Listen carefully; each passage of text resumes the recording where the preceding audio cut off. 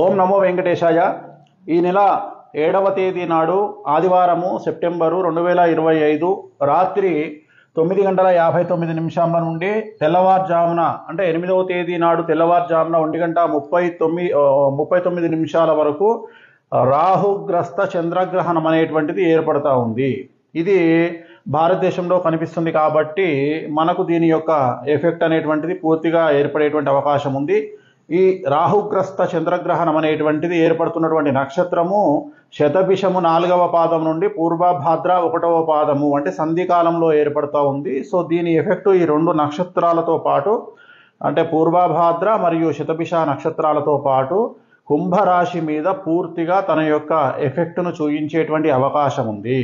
So దీని యొక్క effect వల్ల ప్రకృతిపరమైనటువంటి ఇబ్బందులు, సునామీలు కానీ, చిన్న చిన్న భూకంపాలు కానీ రెగ్యులర్గా ఇలాంటి గ్రహణం సందర్భంలో ఏర్పడేవే. అలాగే ఈ కుంభరాశి వారికి ఏర్పడేటువంటి సమస్యలు ఏమిటంటే మానసికమైన ఇబ్బందులు. రాహుగ్రస్త చంద్రగ్రహణం కాబట్టి చంద్రుడు రాహు కాంబినేషన్ అనేటువంటిది కొద్దిగా మానసికమైన ఇబ్బందులను కలిగించడం అనేటువంటిది మనం గమనించాల్సి ఉంటుంది. అలాగే కుంభరాశి వారికి సంబంధించి తల్లికి సంబంధించినటువంటి ఆరోగ్యపరమైన ఇబ్బందులు ఏర్పడేటువంటి అవకాశం ఉంది. లేదా కుంభరాశి వారు స్త్రీలైతే వారికి మెన్సెస్కు సంబంధించి యూట్రస్కు సంబంధించిన సమస్యలు ఏర్పడేటువంటి అవకాశం ఉంది. సో ఇవి సమస్యలు, వీటికి సంబంధించినటువంటి రెమెడీ కూడా మనం చెప్పాలనుకుంటా ఉన్నాము.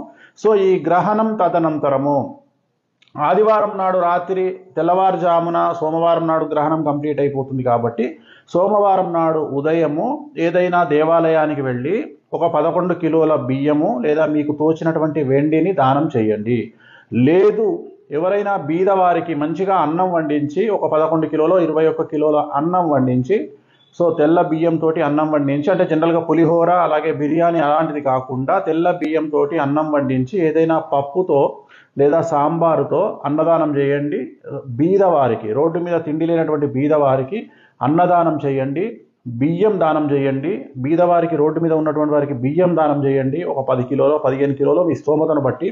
సో దీనివల్ల మీకు పూర్తి స్థాయిలో సమస్యల నుండి బయటపడతారు. అలాగే ఎవరైతే కుంభరాశి వాళ్ళు ఉన్నారో వాళ్ళకి ఏమైనా మానసికమైన ఇబ్బందులు కనుక ఏర్పడినట్లయితే, కొద్దిగా డిస్టర్బెన్స్ లాగా, యాంగ్జైటీ లాగా, డిప్రెషన్ లాగా అనిపిస్తే ఏదైనా వీలుంటే కుటుంబంతో ఒక 2 రోజులు విహారయాత్రకు వెళ్ళండి. సముద్ర తీరానికి కానీ లేదా ఏదైనా హిల్ స్టేషన్కి కానీ ఒక 2 రోజుల పాటు వెళ్ళిరండి.